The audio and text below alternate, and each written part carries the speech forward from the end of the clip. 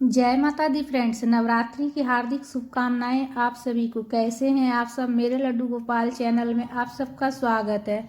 आज मैं आप सबके साथ शेयर करूंगी नवरात्रि की पूजा विधि। बिना ज्वार बोए, बिना अखंड ज्योत के पूजा कैसे करेंगे, पहले दिन की पूजा कैसे करेंगे, माता की चौकी की स्थापना कैसे करेंगे। और सबसे पहले देखिए, जहाँ पर पूजा की चौकी लगाएंगे वहाँ पर सबसे पहले जो है ना अच्छे से साफ सफाई कर लेंगे। साफ सफाई करने के बाद स्वच्छ जल में गंगा जल मिलाकर जल का छिड़काव करके हम शुद्ध कर लेंगे उस स्थान को जहाँ पर हम पूजा की चौकी लगाएंगे। उसके बाद पूजा की चौकी हम लगा लेंगे और पूजा की चौकी लगाकर उस पर हम लाल रंग के कपड़े का आसन दे देंगे। लाल रंग का कपड़ा नहीं हो तो पीले रंग के कपड़े के भी आप आसन दे सकते हैं। उसके बाद जल का छिड़काव करके चौकी को शुद्ध कर लेंगे और उसके बाद जो है ना अक्षत का आसन देकर माता रानी को हम विराजित कर लेंगे। पूजा की चौकी देखिए, अगर हो सके तो आप जो उत्तरी पूर्वी कोण में लगाइएगा। इस दिशा में जो है ना पूजा की चौकी लगाना बहुत ही शुभ होता है। उत्तरी पूर्वी कोण दिशा जो होता है ना पूजा पाठ के लिए बहुत ही शुभ होता है। तो हो सके तो उसी दिशा में आप पूजा की चौकी लगाइएगा। अक्षत का आसन देकर गणेश जी को विराजित कर लेंगे और अक्षत का आसन देकर दीपक को रखेंगे और दीपक प्रज्वलित कर लेंगे। दीपक आप जो है ना घी से भी प्रज्वलित कर सकते हैं या फिर तिल के तेल से भी आप दीपक प्रज्वलित कर सकते हैं फ्रेंड्स। तो सबसे पहले दीपक प्रज्वलित कर लेंगे हम, इसलिए कि हमारी पूजा का साक्ष्य दीपक होता है। उसके बाद हम चावल से अष्टदल कमल बना रहे हैं। कलश स्थापन के लिए हम अष्टदल कमल बना लेंगे, चावल से कलश स्थापन कर लेंगे। तो देखिए, बहुत से घरों में जो है ना ज्वार बोया जाता है और बहुत से घरों में ज्वार नहीं भी बोया जाता है। तो आपके यहाँ अगर ज्वार बोया जाता होगा तो आप ज्वार बो लीजिएगा। एक मिट्टी का कुंडा ले लीजिएगा, उसमें मिट्टी डालकर आप ज्वार बो लीजिएगा। और नहीं तो फिर अगर आपके यहाँ ज्वार नहीं बोया जाता होगा तो आप नहीं बोइएगा। तो इस प्रकार से देखिए, एक आप कलश ले लीजिएगा मिट्टी का या फिर आप धातु का बना हुआ ले सकते हैं, जैसे पीतल का, फूल कांसा का या फिर तांबा का आप ले सकते हैं कलश। और कलश स्थापन के लिए उसमें कलावा बांध लीजिएगा और स्वास्तिक बना लीजिएगा रोली से। कलश के ऊपर जो है स्वास्तिक बना लेना है, रोली से चंदन से स्वास्तिक बना लीजिएगा। और कलश को अष्टदल कमल के ऊपर हम रख लेंगे कलश को।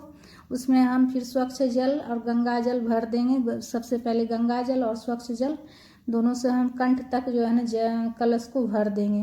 कंठ तक जल से भरने के बाद उसमें 5 चीज़ें डालने हैं कलश में। एक गांठ वाली हल्दी, एक सुपारी, एक सिक्का डाल दीजिएगा, पुष्प और अक्षत।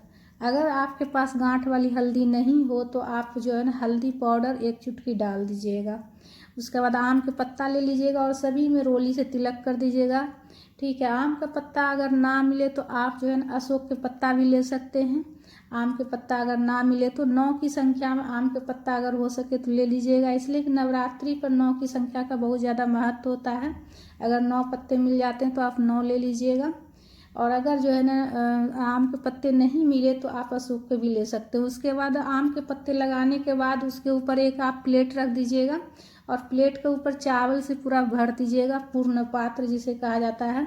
पूर्ण पात्र के बिना जो है ना कलश स्थापन अधूरा होता है, इसलिए पूर्ण पात्र जरूर से जरूर रखिएगा फ्रेंड्स। उसके बाद एक नारियल ले लीजिएगा। नारियल में आप चुनरी लपेट सकते हैं या फिर कलावा भी लपेट सकते हैं।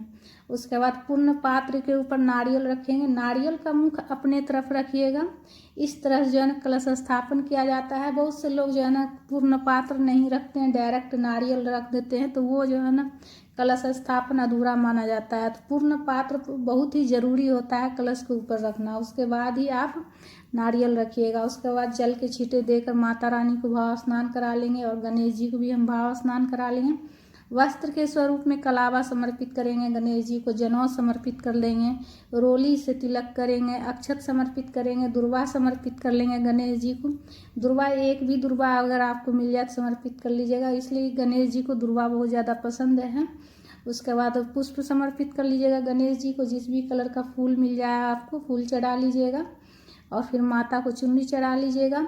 माता रानी को चुन्नी समर्पित कर लीजिएगा। प्रेम पूर्वक आप माता रानी के मंत्रों का जाप करते हुए अपना पूजा संपन्न कीजिएगा। माता रानी के मंत्रों का जाप करते हुए आप माता रानी की पूजा कीजिएगा। उसके बाद चुन्नी समर्पित करने के बाद आप माता रानी को सिंदूर लगा लीजिएगा।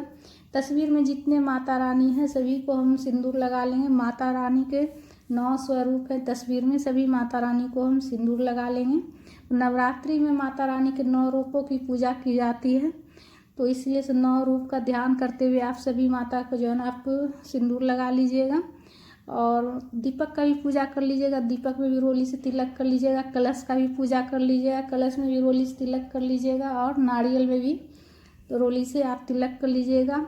उसके बाद माता रानी को फूल चढ़ा लीजिएगा। फूल देखिए, अगर लाल रंग का फूल आपको मिल जाता है गुड़हल का तो बहुत अच्छा रहेगा, या फिर गुलाब का फूल भी आप चढ़ा सकते हैं। जिस भी कलर का फूल माला मिल जाए आपको, गुलाब का फूल का, गुड़हल का फूल का अगर माला मिल जाए चढ़ा लीजिएगा। और कलश के ऊपर भी फूल चढ़ा लीजिएगा और दीपक में भी फूल चढ़ा लीजिएगा। दीपक के पास ही फूल आप समर्पित कर लीजिएगा। और माता को सुहाग की सामग्री चढ़ाना है। सुहाग की सामग्री में आप 5 तरह के भी चढ़ा सकते हैं या फिर पूरा 16 श्रृंगार भी आप माता रानी को चढ़ा सकते हैं। उसके बाद सबसे पहले हम गणेश जी को भोग लगाएंगे, जल का भोग लगाएंगे और बतासे का भोग लगा रहे हैं गणेश जी को। उसके बाद माता रानी को हम भोग लगाएंगे, जल का भोग लगाएंगे और पचमेवा का भोग लगाएंगे और बतासा का भोग लगाएंगे माता रानी को। माता रानी को पचमेवा का, बतासा का भोग लगा लीजिएगा माता रानी को।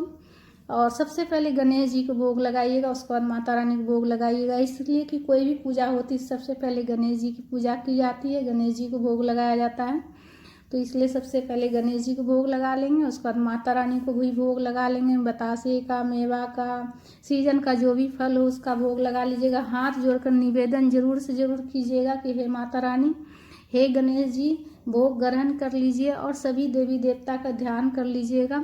धूप प्रज्वलित करके धूप भी दिखा लीजिएगा गणेश जी को और माता रानी को। और उसके बाद पान के ऊपर लौंग, इलायची और बतासा कर रखकर समर्पित कीजिएगा। फूल वाला लौंग होना चाहिए, 2 लौंग और 2 इलायची और बतासा। मुख शुद्धि के लिए भोग लगाने के बाद जो है ना माता को चढ़ाया जाता है और गणेश जी को, तो मुख शुद्धि के लिए भोग लगाने के बाद ही पान दिया जाता है, पान चढ़ाया जाता है। तो फूल वाला लौंग होना चाहिए 2 और 2 इलायची और बतासा। उसके बाद पूजा में कुछ दक्षिणा जरूर रखिएगा। दक्षिणा रखने से अगर आपकी पूजा में कुछ भी कमी रहेगी तो उसकी पूर्ति हो जाएगी, इसलिए दक्षिणा जरूर से जरूर पूजा में रखिएगा। उसके बाद हाथ में पुष्प लेकर कथा की पुस्तक हो तो कथा पढ़ लीजिएगा। दुर्गा सप्तशती का पाठ कर लीजिएगा, दुर्गा चालीसा का पाठ कर लीजिएगा। और उसके बाद पाठ करने के बाद हाथ में जो पुष्प रहेगा वो माता रानी के चरणों में समर्पित कर दीजिएगा। उसके बाद देखिए छोटा सा सूक्ष्म रूप से जो होता है ना हवन, वो हवन हम कर रहे हैं। छोटा सा एक मिट्टी का ही लिए हैं हम पात्र, छोटा सा पात्र है, उसमें जो है कपूर प्रज्वलित कर दिए हैं और माता रानी के जो हम भोग लगाए हैं बतासा का और लौंग, इलायची का, वो भोग हम अग्नि में समर्पित करेंगे। इसलिए कि अग्नि के द्वारा ही माता रानी तक भोग पहुंचती है, तो अग्नि में हम समर्पित करेंगे। और अगर हवन सामग्री हो आपके पास तो आप हवन सामग्री से भी आप उसमें आप जो है ना मंत्रों का जाप करते हुए आहुति दे सकते हैं। 11 बार, 21 बार आप या 5 बार भी आप कम से कम हवन सामग्री से आप इस प्रकार से सरल विधि से आप हवन कर सकते हैं। सूक्ष्म रूप से हवन सामग्री में सब चीज़ मिला हुआ रहता है, तो इसीलिए से आप कपूर प्रज्वलित करके लौंग, इलायची डालकर और जो माता को भोग लगाइएगा वो सब देकर आप हवन सामग्री से भी आप सूक्ष्म रूप से आप हवन कर सकते हैं। उसके बाद माता रानी के आरती गाते हुए आप आरती कर लीजिएगा प्रेम पूर्वक। आरती आप कपूर से भी कर सकते हैं, दीपक से भी कर सकते हैं, दीपक प्रज्वलित करके।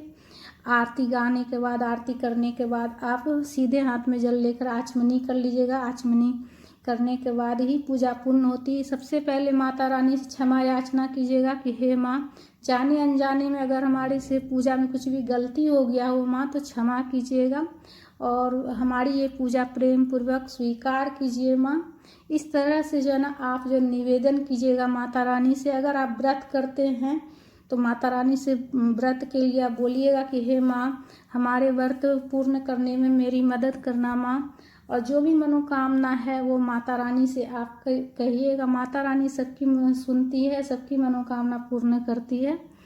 तो कमेंट में आप जयकारा जरूर से ज़रूर लगाइएगा, माता रानी की जयकारा जरूर से लगाइएगा। वीडियो अगर ज्ञानवर्धक लगी है तो वीडियो को लाइक कीजिएगा, ज़्यादा से ज़्यादा शेयर कीजिएगा, और हमारे चैनल पर अगर नए हैं तो चैनल को सब्सक्राइब कर लीजिएगा और घंटी वाले चिन्ह को प्रेस कर लीजिएगा, ताकि जब भी कोई वीडियो अपलोड करे तो उसका नोटिफिकेशन आप तक पहुँचे। हम तीज त्यौहार कैसे मनाते हैं, सभी त्योहारों का वीडियो देखने के लिए चैनल को सब्सक्राइब कर लीजिएगा, पूजा पाठ का वीडियो देखने के लिए।